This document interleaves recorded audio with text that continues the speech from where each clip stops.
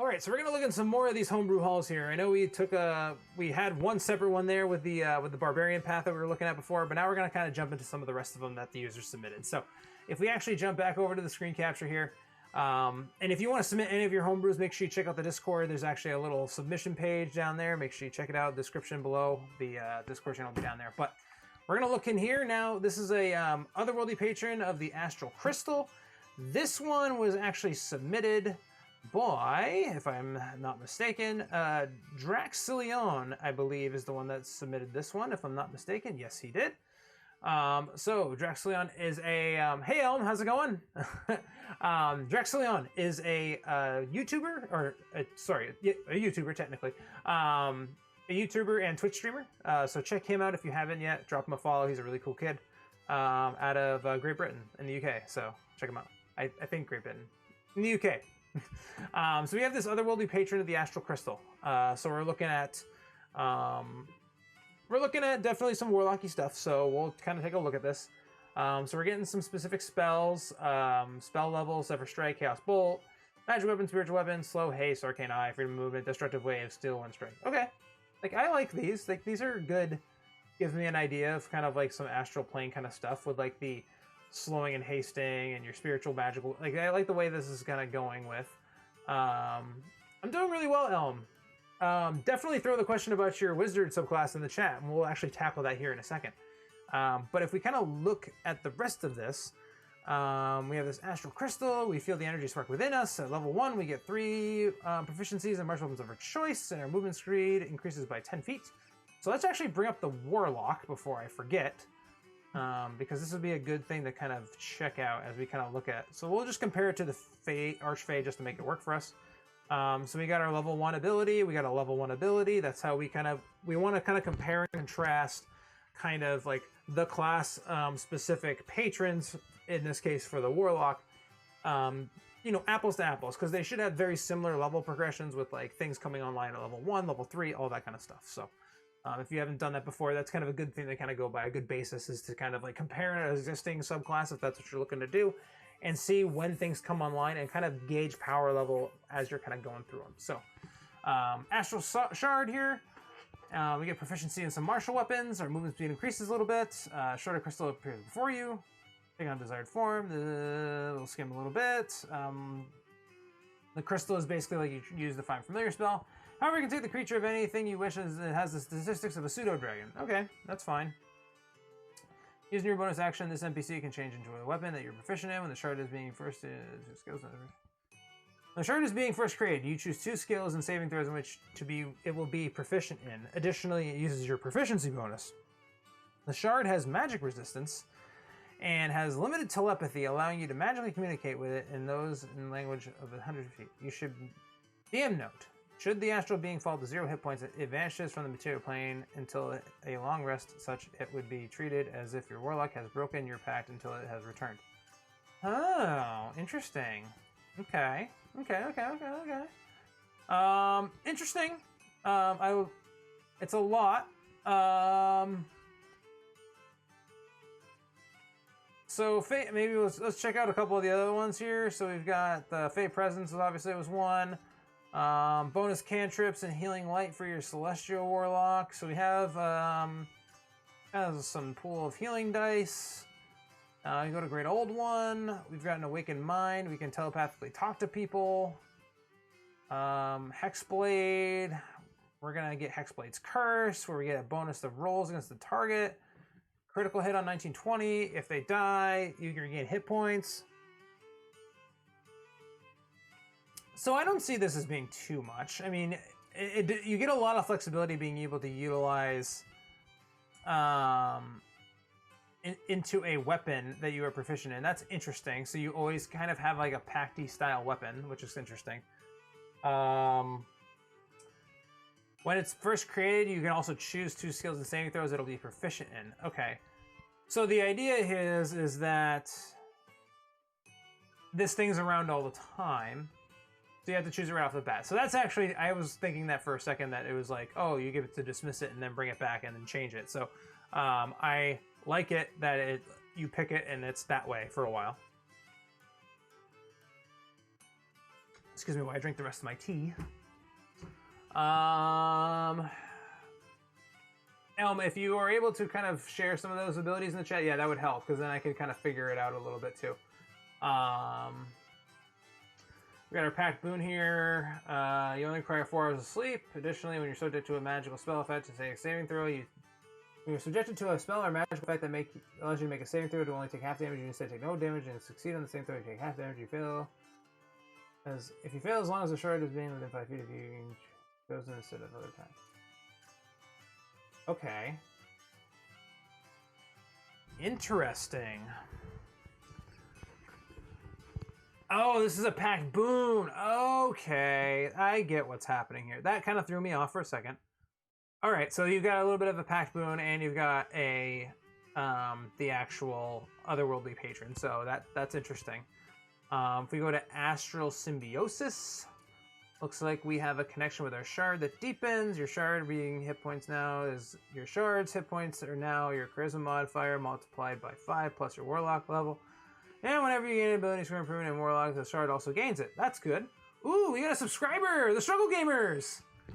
Let's go! Oh, from the Sleepy Sorcerers! That's awesome! Thank you, Sleepy Sorcerers. That's amazing! Holy cow. Oh, things are going crazy. Thank you so much. That's unreal. Oh man.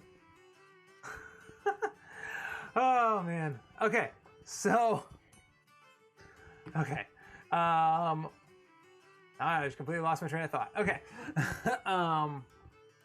One succession, it takes half damage, and it fails. Okay, hold on. I gotta read this.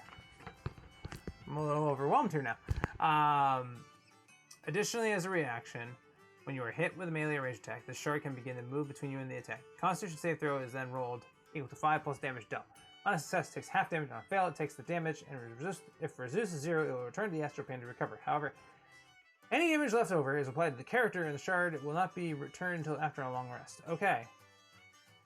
If the shard is subjected to the spell magic, the player and the shard are afflicted with the condition of stun for 1 round. Interesting. Okay. So this is one that's the DM's definitely going to have be on their toes for sure. But I do find this interesting. So it's kind of reminding me a lot of it's reminding me a lot of the it's here somewhere past the Eldritch Invocations. Keep going, there's so many of them.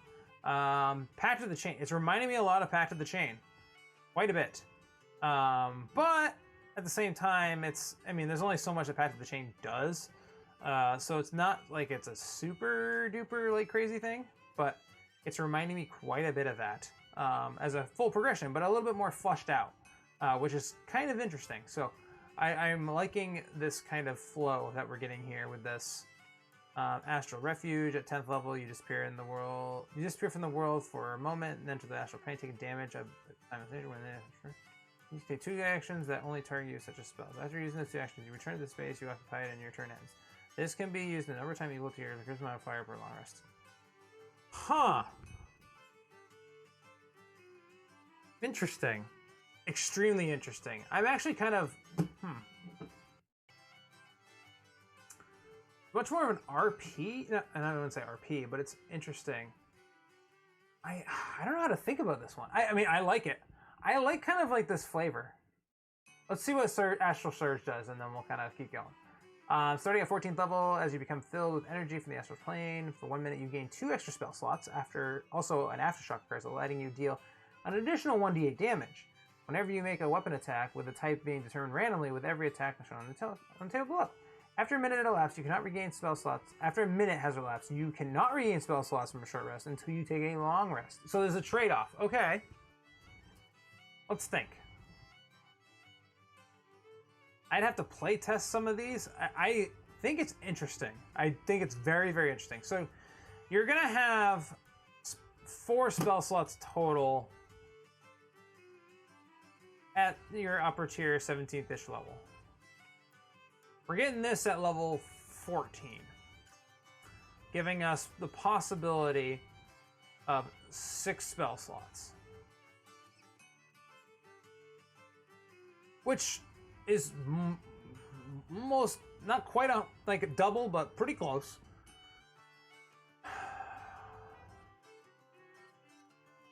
This is going to be very game dependent. I can see a situation where someone is in a game where a DM basically... So you have to have a DM that knows what they're doing when you have if you're going to have an Astral Crystal Patron Warlock in this case.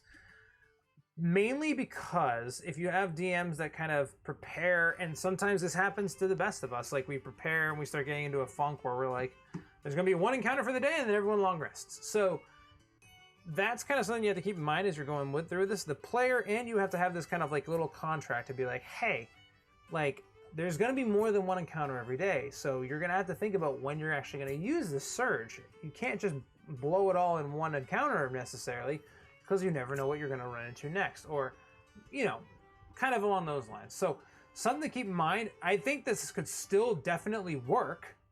It's just going to have to be a little bit of work to make it work. If we look at these Eldritch Invocations, we got Eldritch Crash, back to the Shard feature. I've got Chard on the brain. Use an action and a spell slot, and the Shard being attacks temporarily, increasing its size, charging forward in the line. Any creature in the line must make a strength save, a dexterity save, determined by your spellcasting DC. It takes 1d10 bludgeoning and force damage, not prone on a failure, takes no sharp damage, and is not prone on a success. Each spell slot level is another 3d10 force damage. Yeah, that's fine.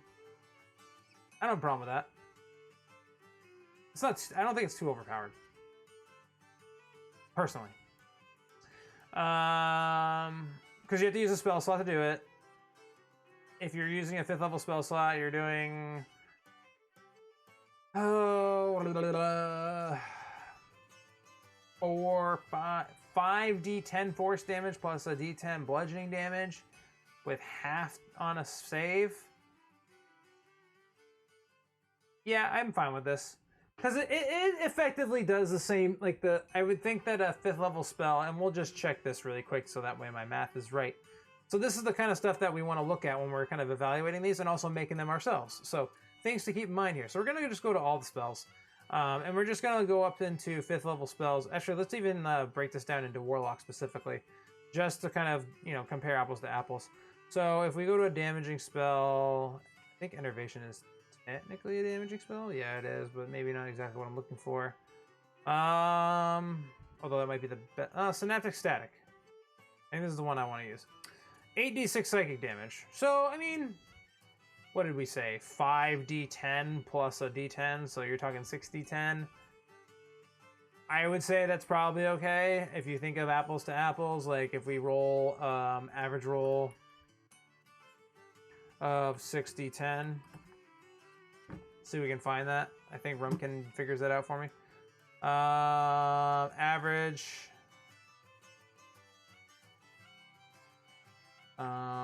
6 die 10. So we're most likely to roll somewhere in the neighborhood of 33. And then if we do 8d6, it might be a little higher, or not as high. Yeah, and 28. So it's not as high as, say, your Synaptic Static. But Synaptic Static also has a lot of other stuff going along with it, and it's a radius sphere, so it's not quite the same. I think that's fine. I think that actually works out pretty well, so I have no problems with that. Eldritch Breath. You must have Eldritch Blast. By doing so, you can cast Eldritch Blast from the Shard. Okay. So you basically can kind of move it. I mean, I don't think Eldritch Blast necessarily ever is really going to have a range problem, but that's something. It's something. It might be a little underpowered to me, but hey, it's something. Level 3 or level 7. Once per long rest as an action, the Shard can change into a pair of crystal wings attached to your back. Then you're under. Okay, so then you have the effects of the fly spell for an hour. Okay, I think that's fine. I mean, that's in line with some of the other ones. Basically, trading it off once per rest. I don't see a problem with that. When you have an attuned magic item, besides items such as armor, it can be devoured by your shard being, as long as the shard is present under the effects of the attuned magic. But it is not treated as one of your. Wait, hold on.